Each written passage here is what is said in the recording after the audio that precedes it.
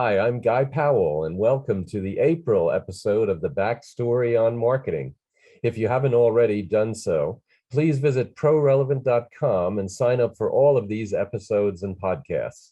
I am the author of the upcoming book, The Post-COVID Marketing Machine, Prepare Your Team to Win. You can find more information on this at marketingmachine.prorelevant.com. Today, we'll be speaking with Cristina Porter. She is the Senior Manager of Digital Brand Strategy for the Mohawk Group.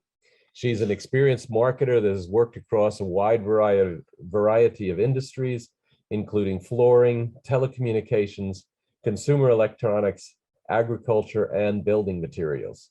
She is passionate about branding and digital marketing and loves learning new things. Originally from Mexico, Cristina has lived in Georgia for the past 10 years, and she's still looking for the perfect taco in the state. When you find it, I want to have it, so I'm ready for that. Welcome, Cristina. Thank you, Guy. Thank you for having me. And yes, I am still looking for it. I've found some really good ones in Dalton, actually, but still looking. Yeah, exactly. Well, I love tacos. I love Mexican food. Well, I hate to say it, I love to eat. And I have to keep holding myself back. But anyway, so let's get started. So tell us a little bit about yourself. So what is your backstory on getting into marketing? That's an interesting one, actually, because I didn't start in marketing. I didn't even study marketing. I studied communications, and I started in editorial. Actually, I was the editor of the children's section in a newspaper in Mexico, a sports newspaper. And then afterwards, I went into journalism, and I decided that I did not like journalism as much as I thought that I did. So I went into PR, and PR kind of launched me into the marketing world fully. I started being the PR manager for Sony Ericsson in Mexico. And then I started getting interested in other parts of the business, really. Digital marketing being my core passion, because this was 17 years ago, where digital marketing was taken on a different flavor. It was before the social media explosion. That's where I started going into actually social media once it started, into Twitter. I mean, my handle is still 4 letters long, so it tells you a little bit of how long I've had Twitter for. And then going into Instagram, Pinterest, and all the other ones. I'm still trying to get more into TikTok. I am a viewer, not a creator there, but I'm still learning. And that's what I liked about digital marketing in general, was that it was always changing. So once you thought that you were an expert on something, it changed and you were not an expert anymore. And then I liked all the other parts of marketing, of course. And I've done all of the all of the things in marketing, which makes it's very fun, because one of the things that we actually learned a lot during my time in Sony Mobile, under a great CMO, Steve Walker, was that you needed to see everything as integrated, and everything needs to be connected and make sense depending on the channels and the audiences. And that has carried over basically my whole life afterwards.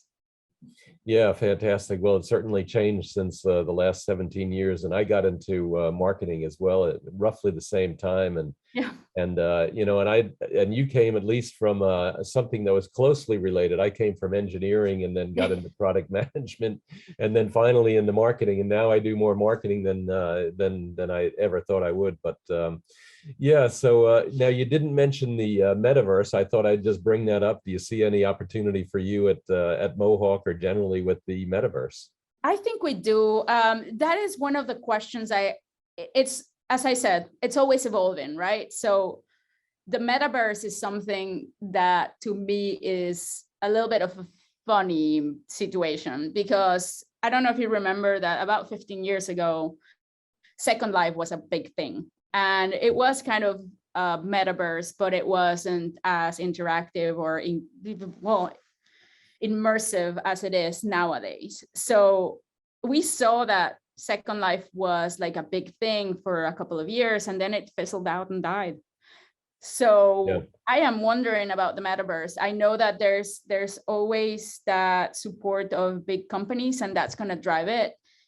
I do think that the way they're doing things related to being more immersive and how we're going towards that virtual world is it's very different from the experiences that we've had in the past. I think that there are opportunities. So one of the conversations that right now we're having is like people are actually buying real estate in the metaverse. So who's actually, providing the furnishings and the flooring for it, and how does that even work? So there are opportunities. I think that more than anything, we need to understand what is happening before we jump into anything. But I do think that there's opportunities for companies in general. In my case, in my industry, I do see some opportunities because as I mentioned, it's like, how are you going to create those environments to be realistic, because that's what you want, or non-realistic, right? Right. That's the part of the metaverse, is like you can actually exist within not a realistic space. So yeah, that's such a good question, and I think it's evolving. So it's very difficult to right now tell you, oh yeah, this is the future that we see and this is the opportunities. I think it's all evolving, and I think in the next couple of years we'll see a lot more of what it really means. Yeah, I think you're right. It's funny when you talk about, the evolution. You had Second Life and it did well for a year or two, and then it kind of faded out. But now I think with the communications speeds and qualities that are available to the home, that this metaverse can really be able to take advantage of that. And so it's kind of like there's a trial. It gets a little bit off the ground, and then it kind of fades because it just cycles. Get there. And, it's almost what really amazed me, even with COVID, was how much the use of QR codes took off. QR codes, nobody was using them. They are such a great idea. And then all of a sudden with COVID, now everybody's using them. So it really amazes me how things really just take off, for whatever reason that's driving it. Well, it's a lot of, I think, all of those are related also with technology education and technology, people really taking on technology differently, and also the technological barriers. So when QR codes existed in the beginning, you had to download an app to use the QR codes, and it made it a lot more complicated and complex for people. Especially with technology, you want things easier and faster, and you just need one click. Once it got embedded into the cameras natively, then that reduced the amount of barriers that the user had to have or jump through to get it done. And I think that helped a lot with QR codes. Yeah, basically. And that's helping with the metaverse too. Once you make it easier for the consumer to have VR headset and to access that metaverse, then you see that really you get that you moved from early adopters into kind of like the mainstream. Yeah, and I think you're right, because initially the QR code, you had to buy download a QR code reader. Yes. And then now, like you said, it's native on your camera. You just click at it, and then all of a sudden that link comes up, and it's totally the experience and the barriers to that experience are totally gone. So yeah, absolutely. So what do you see as the big challenge now for marketers and for you for 2022? Oh, I see so many.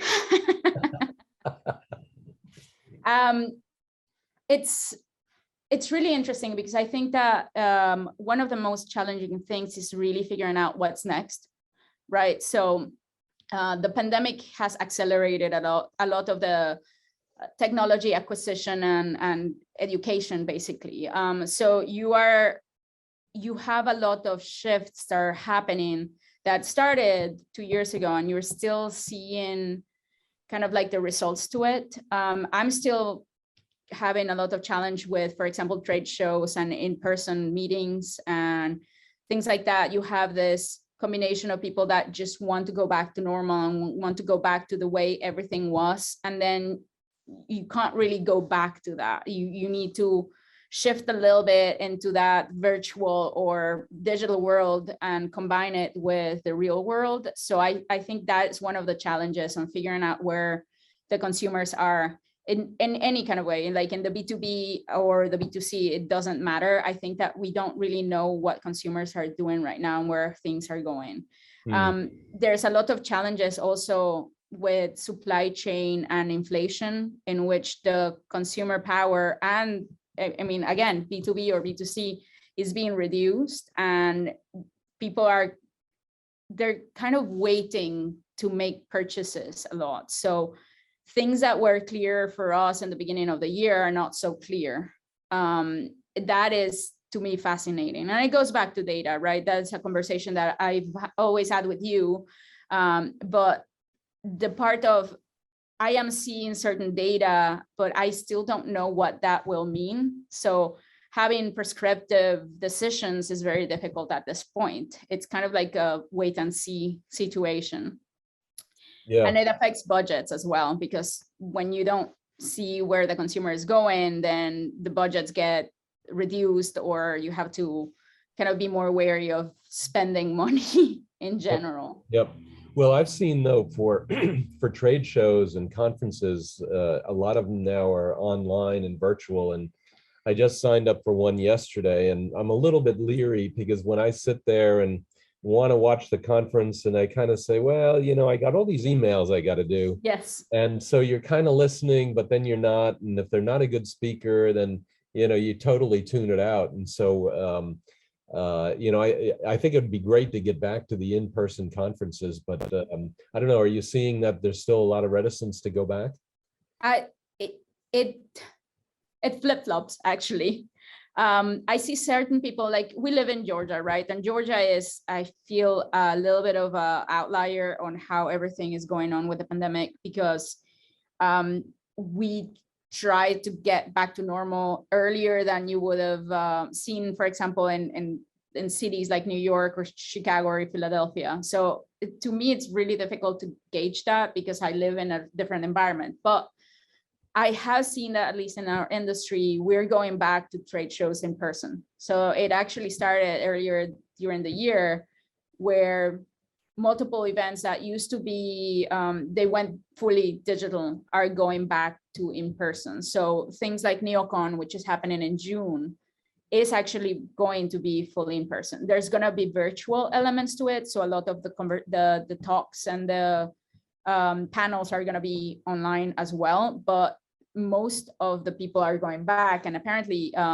everybody's really excited about it. So you see that combination of people that are still worried about it, but most of the people that I've talked to are really excited about being in person again, and they're all really excited about going and traveling and everything. I actually started traveling last week, and it was, to me, I hadn't traveled for a long time, and it was a little bit unnerving, but everybody's going back to normal, slowly, but it was really interesting. The airport was like super full, and it was before spring break, so it was full of families traveling. So it was, to me, it was a little bit unnerving, but it was like people are really going back, trying to go back to normal.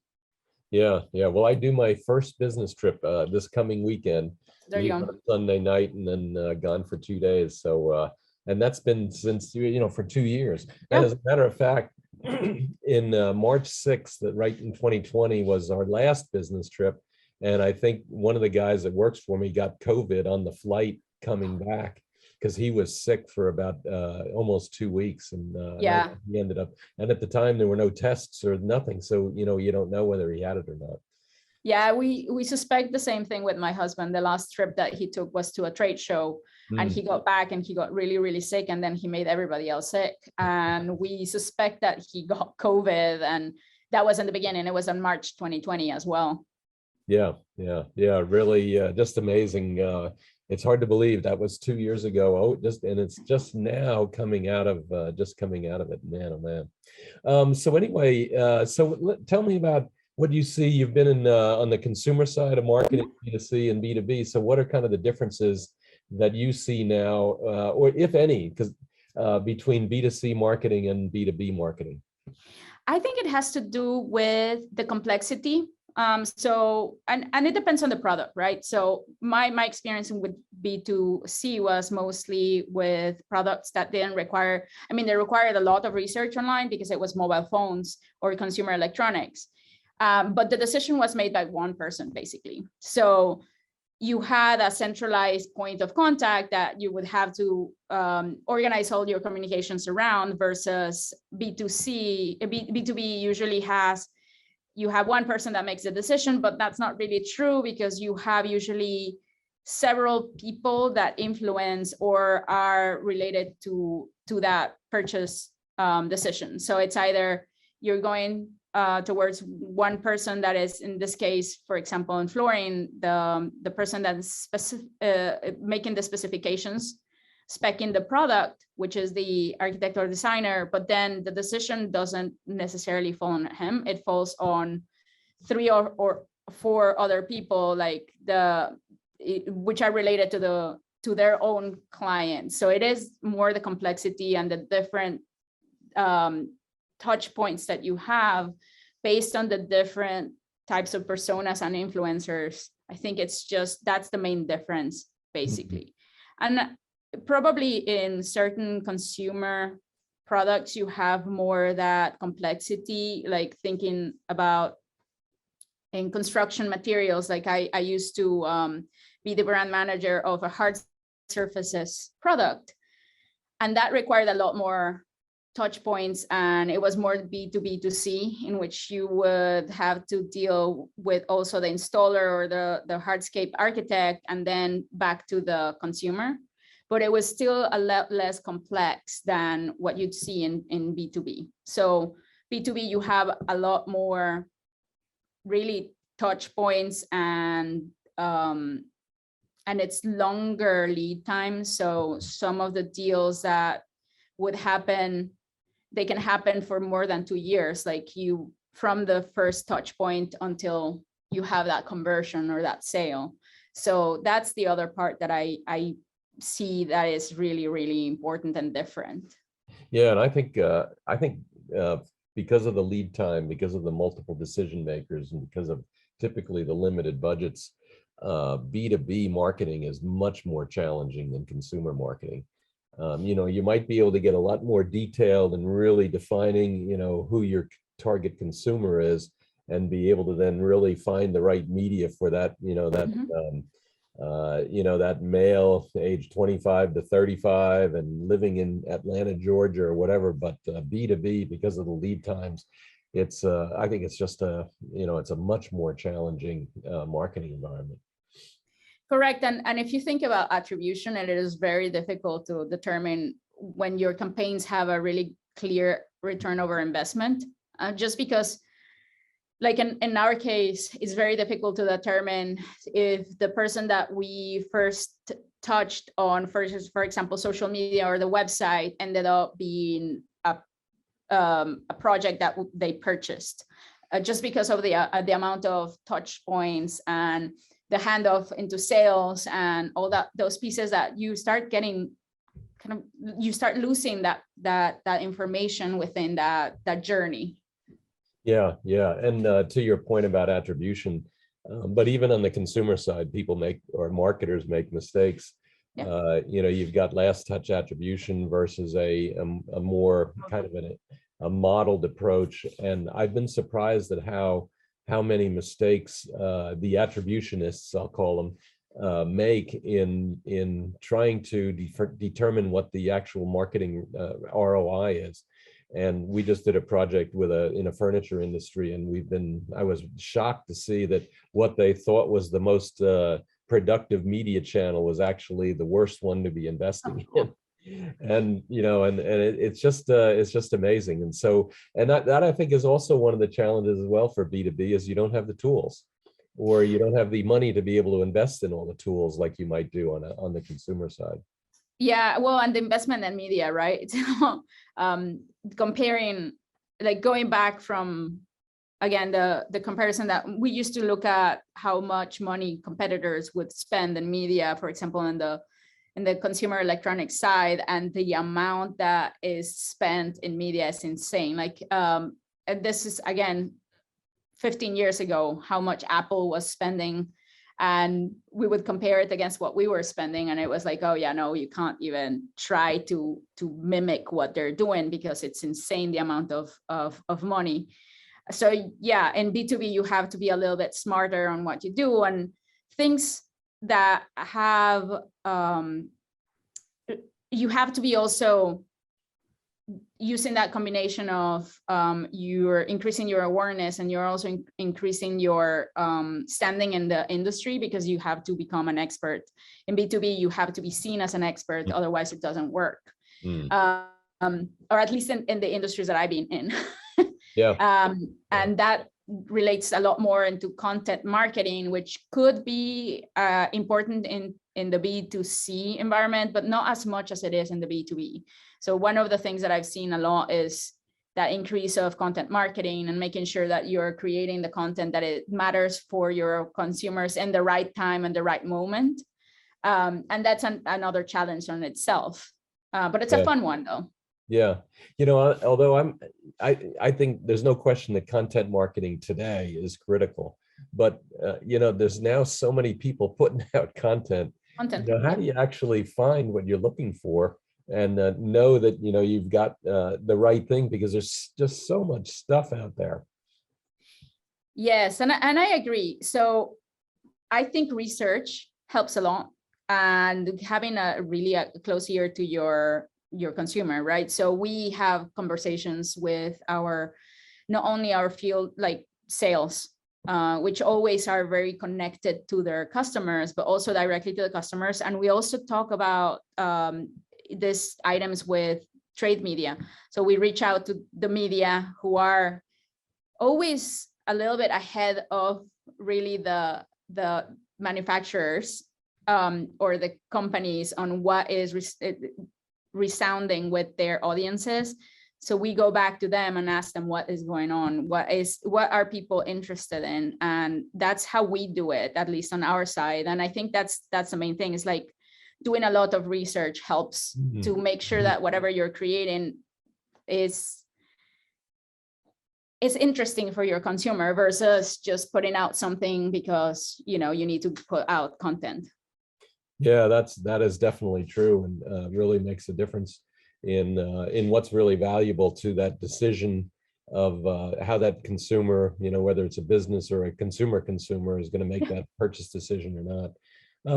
Let me just shift a little bit. What about people? You hear about the challenges of hiring folks and getting them when you need them, and being able to grow your team or whatever. What kind of challenges have you had to fulfill your team, or fulfill the teams in general in marketing? A lot, actually. You're hitting one of my main issues this year. Actually, we my team increased a lot. No, well, yeah, a lot, 50%. So when I started trying to find people to fill those positions, it's been a challenge. I've had an open position since December last year, and I can't find the right person. And I'm very picky on what I want for that position. So that's affecting part of it. But I also know our culture and what I need that person to do. So if I can't find that right person, I'm not going to hire somebody just because I can't find exactly what I want. And I'm flexible because we need to be flexible at this point. And the market is super hot, especially at least around Atlanta is insane how many people are hiring, and they're hiring on better benefits and a lot more money, and that makes complete sense. And I think that's great. I think that's part of it though. I think that because of how the market is going and all the priority shift, because in the end, what we saw in the pandemic is there was a priority shift, and people are leaving the companies that are not aligning with their vision or what they want from work. That's what we keep seeing. It's like all the people that have been leaving my companies because they're going for more money and fully remote, right? Which is great. I think that's great because it's shifting back into the priorities of that work-life balance and having more flexibility. And I think that was a shift that was needed. And the other part is the salaries. I think that this actually pushed on making sure that people are remunerated as much as they deserve, which is something that we haven't seen in forever. Like I've never, in my career, have never seen this shift of people are getting more money, better benefits, and better flexibility, which is, I think it's great. It's also very difficult because I can't find the right people because everybody else is getting a lot of offers out there. Yeah. Well, and that's I think that's definitely a challenge, and it's also a challenge for keeping people, because then you've got to raise everybody to kind of get to the same level, so that you've got this demand, this enormous demand for a limited pool of employees, and and you've got to keep your current employees, and then you got to make sure that you can find the right ones. Have you tried like being a little bit more flexible on the job description, so potentially taking one or two positions and reshuffling things so that you could maybe narrow the focus to make it easier to hire the persons you're looking for? Yes, and I actually, when I worked on the job descriptions for the new positions, I shifted a lot of the responsibilities, and it's really interesting for me because that's why I think I'm having issues with finding the right person, because I need somebody that is very flexible on, yes, your role is this, but we are a really small team. Like in the end, my company works kind of like a startup, and we're a really slim, lean and agile team. So you kind of have to shift caps all the time. And I think that happens with most of the companies. I don't think that I've ever been in a company that you have a role and you only do what is in your job description. So I need somebody that can actually jump and do other things, just because our responsibilities are constantly growing and shifting, and it's a very fluid situation all the time. So like I still do a lot of things that I go like, oh, okay, well, I'm back to being the community manager for all the social media channels, and I kind of don't want to do that anymore, but I'm still doing it because that's what it is. Everything is fluid and everything moves. Yeah, it's interesting. One of the things too that I think is an interesting challenge. So we were talking with another friend of ours, and he's the CMO of a trucking company, and they want to hire, and I don't remember the exact numbers, 2,000 drivers. And if your growth plan and revenue plan is contingent upon hiring 2,000 drivers, so you got to get from whatever you have today to another 2,000, which is a big number. And then what's kind of interesting is the marketing to hire those 2,000 employees is more important than the marketing to drive demand.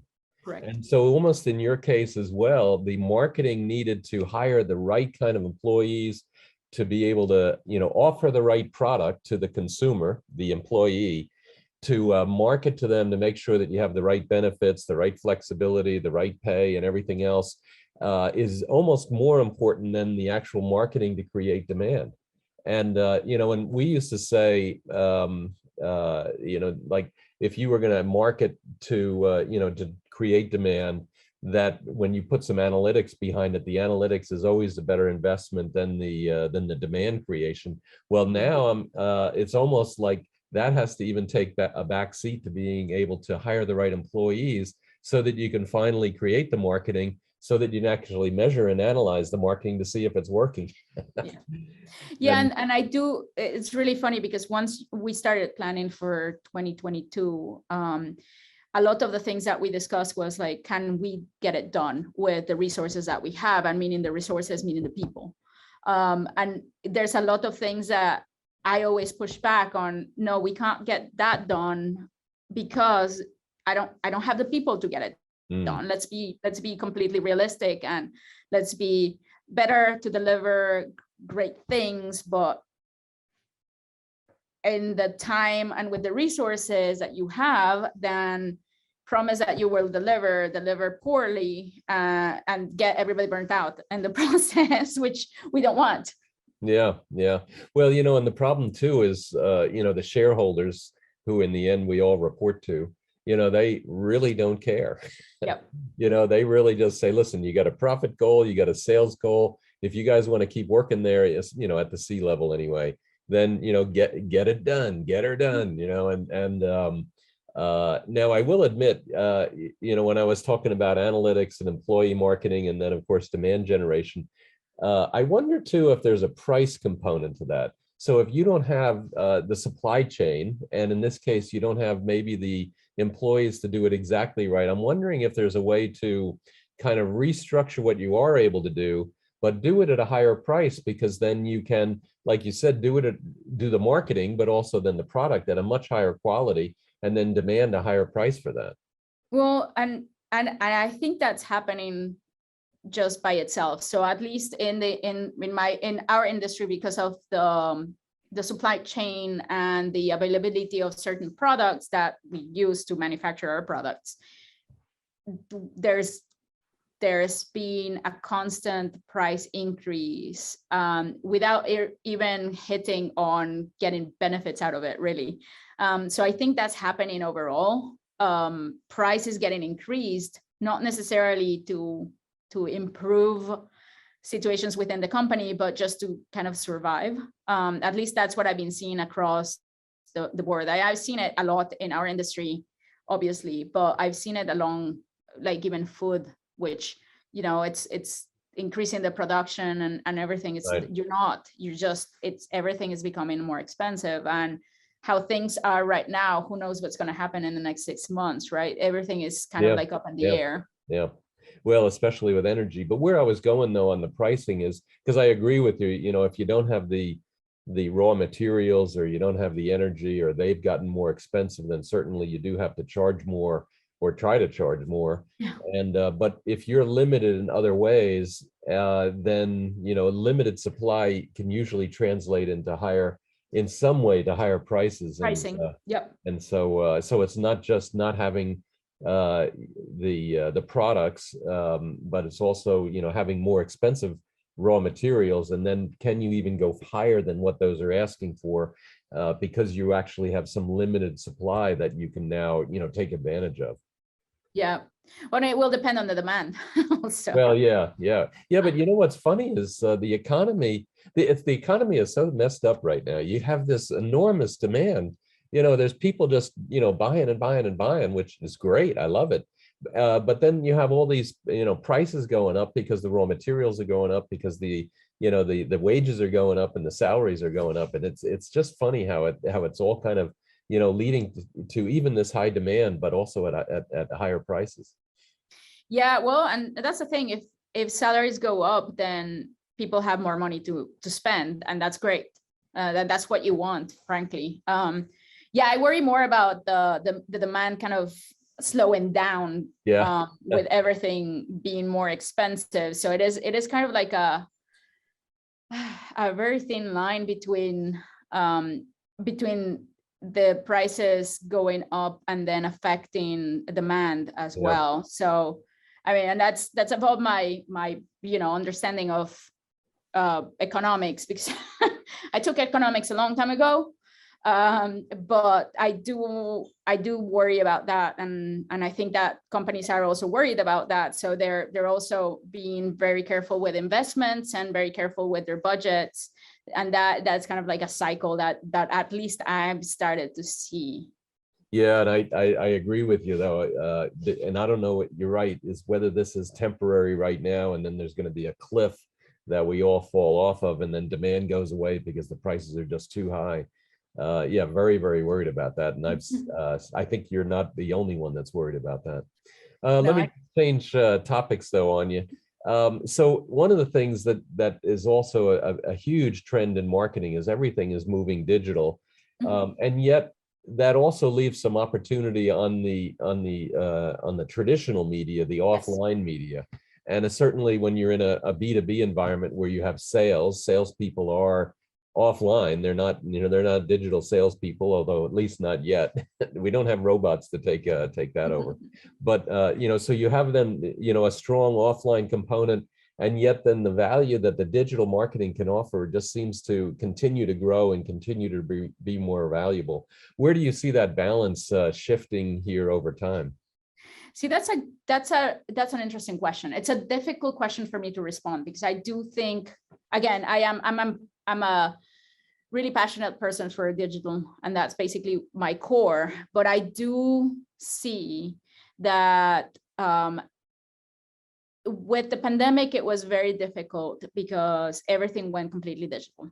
So all the offline components that we usually see with salespeople kind of shifted completely, and it was very challenging for a lot of people. We had tools in place. We use a sales enablement tool called Showpad that we used a lot with the salespeople, and that helped because they could create presentations that are very customized for them and send them over, and then have calls to present them, and then follow up with some kind of offline treat. So I've discussed this one with you, but there was one of our sales reps that did sent a Valentine's Day palette that they sent through Showpad, and then they followed up with some chocolates that were inspired in that palette. And I see that a lot in that combination, that it doesn't matter that everybody's still home working remotely, they still can have those kind of offline touch points that help with building the relationships or making the customers more interested. The other part was samples. We are a very heavily tactile industry. So one of the great examples that I've seen on that balance between offline and online is this company called Material Bank, and it's a website that what they do is that they ship samples overnight. And it's not only samples, flooring samples, it is samples for all of the types of building materials that you would spec within a project. And by centralizing that in one place and making it overnight, and adding some personal touches, because every time that you get your box, it has like other giveaways and cute things that you would want to include to enhance this experience. It's been very successful because, again, it combines that digital experience in which you don't have to wait or reach out to your sales rep. You just go online, you order the samples that you want, and you get them immediately the next day, which is super important for people, especially in an industry as tactile as this is. So I do see that combination of experiences in which you have a digital component that then goes into offline to make the experience better, and to also respond to the needs of the customers. In the end, you know that architects and designers will need to touch and see the physical example of it. Another example that I see that it's great is one of our, we launched this personalization and visualization tool called Personal Studio, which what it does is that you take on all of our products, carpet products that are running line, and you can go in and recolor them. You can see them in photorealistic environments, so room scenes. You can download those. You can order printed samples, and you can also order the physical sample right there from there. And why I think it's really interesting that, again, it combines that online experience with the offline, but it makes personalization in an industry that is very difficult to think about personalization very easy and really easy to access, really. So that is a really cool example of things that I'm seeing that are kind of meshing those limits. With Personal Studio, we also created a Personal Studio Hub, which is basically a physical place where you can go and you'll do the personalization quickly in a computer, and then they print out your sample right there, which I think is really, really cool, because you don't have to wait or anything. You just get it from there. And again, it's that meshing and that balance between the offline experience going into, I mean, the online, offline, going online, going offline in this case. I think there is a lot of opportunities there for an industry that is very tactile, right? In which you're showing things, visualizing things, and then you get something back that you can then touch. Yeah, absolutely. You know, as you were talking, I was thinking about way back when I was an engineer, you know, and I had to order samples of whatever it was, and you know, and maybe you'd get them in a week, maybe you'd get them in 2 weeks, and now as a consumer, when I go on Amazon, if I can't get it tomorrow, then I go, oh man, I'm doing, you know, so it's that my whole mindset is that I should be able to get this stuff tomorrow. Immediately, yep. And that's the Amazon effect. That's what Yeah, people call the Amazon effect. Yep. And because we're all consumers, it doesn't matter that you're B2B, the expectations are those. So Exactly. we as a company need to kind of respond to that as well. Well, and now, of course, Amazon and Walmart are trying to do same day. So get ready. Well, that's why I think the personal studio hub is so cool, because if you live in Chicago, you can just go there and you can get it the same day, which is really, really cool. And it's unheard of. Yeah, basically. yeah.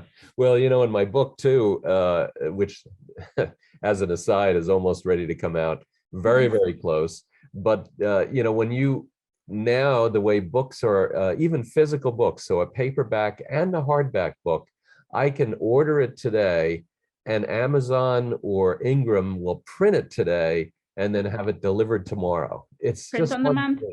Yep. the whole publishing industry has been turned up on its head. They used to put, you know, 1,000, 3,000, 20,000, however many, you know, for books in the business side of things.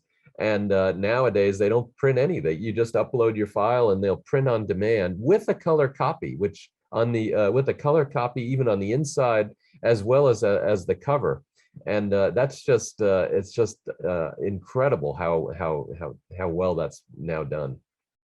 Well, and if you think about I still love the part of 3D printing, because I feel like that is also going to revolutionize all of the supply chains for things. When I was in the agriculture equipment company, we were looking at 3D printing for accessories and things that had to do with repairs and things like that. Especially with that industry, time is really important, because if you're not out in the field doing things, you're losing money basically. So having on 3D printing and on-demand printing for pieces and stuff like that would make complete sense. So I think that's the other element that I find fascinating about 3D printing and printing on demand. Yeah, absolutely. So that'll be the next challenge for you. You know, because one of the things that I've seen is if you go into the UPS store, they have 3D printers there. Yep. And I asked the people, you know, the people behind the counter, and I said, anybody using that? And they go, no, not really.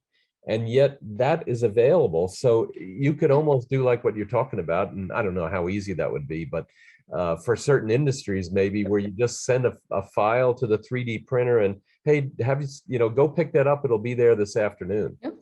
So maybe you could actually get same day delivery on that stuff. Exactly. Same day printing and delivery. Yeah, exactly. Well, I've taken a lot of your time and I really appreciate it. Is there one thing that you think is going to be the super duper aha moment for 2022 or 2023 in marketing? God, I don't know. I think you touched on the metaverse, and I think that we need to keep an eye on the metaverse. In general, on digital, I also think that what's going to change a lot of how we do, especially advertising, will be the cookie situation, in which cookies are disappearing and how we're going to deal with that. I am keeping a really close eye on that. And I am also keeping an eye on social media, because social media is shifting a lot. What we saw in 2022 is that video is more important with TikTok and Reels, and Facebook has seen a massive slowdown as well. But I still am looking forward to seeing what else comes out. There's also sound only social media with Clubhouse, which I still don't think that it has exploded as it ought to. So there's a lot of elements in social media that I'm keeping my eye on, just because it's very different. And then there is the whole blockchain and NFT story that we didn't even touch. And that's another thing that I'm keeping an eye, especially to see what companies are doing with it. And not necessarily because I've seen a lot of the entertainment industry companies going into it. Like, for example, the Atlanta Hawks had several NFTs released and things like that, which makes complete sense because their product is very different. But what happens with companies that their product is physical and completely specific to certain industries that really NFTs don't make sense, but they might make sense. So that's another one that I'm looking forward to seeing what happens and how it gets released into other industries that are not really entertainment or content. Exactly. So yeah, I think you're right. We didn't even talk about, and I hate to say it, I'm not an expert or oh no, me neither. I just keep my eye on those things. But you know, it's just funny how things are changing. And I just wrote a post this morning. You mentioned podcasts, and this is going to be a podcast. And the podcasts are actually exploding, and yet people are not in the car as much anymore. And so then the use of audio is been significantly reduced. And so you know, if you're home, I don't know about you, but I can't listen to a podcast and try and get work done. It's just too distracting. You can either do one or you can do the other.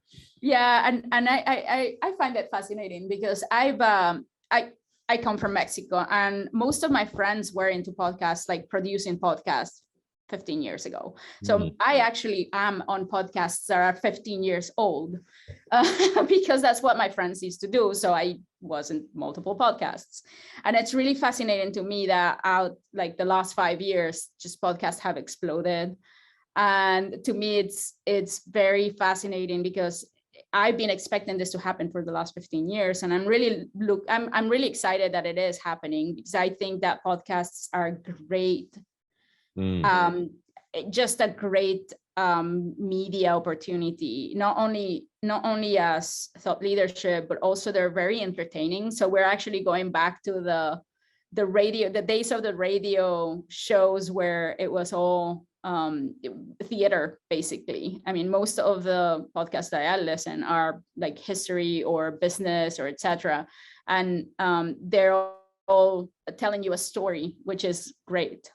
Yeah, no, absolutely. And I think that's what, you know, makes them valuable. So I think you're right. I think right now is kind of the time for podcasts. And I think over the next couple of years, it's definitely going to be, you know, be one of the new mediums that we'll all have to try and figure out. So yeah, and I'm glad that you're doing it. Yeah, I listen to your podcast, so great. I'm always learning new things with podcasts, and I listen to yours. Well, thank you so much. I really appreciate that.